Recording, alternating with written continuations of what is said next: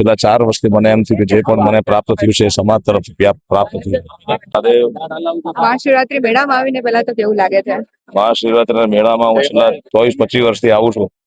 ભજન અને ભોજનનો મેળો અવિરત પરંપરા ચાલી આવે છે. સાધુ સંતોના અખાડા દ્વારા સુંદર મજાની વ્યવસ્થા કરવામાં આવે છે. છેલ્લા 4 વર્ષથી મને એમ થયું કે જે પણ મને પ્રાપ્ત થયું છે એ સમાજ તરફથી પ્રાપ્ત થયું.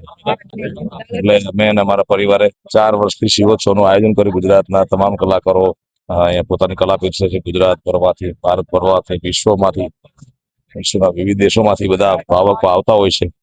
ભજન અને ભોજનનો આનંદ કરે છે. દર વખતે કરતા આ વખતેનો માહોલ તમને કેવો લાગે છે? આ વખતે સરકાર ને હું ખૂબ શુભેચ્છાઓ આપવા માંગીશ કે સરકારે મિની કુંભની જાહેરાત કરી, ખૂબ સુંદર મજાની વ્યવસ્થા કરી છે.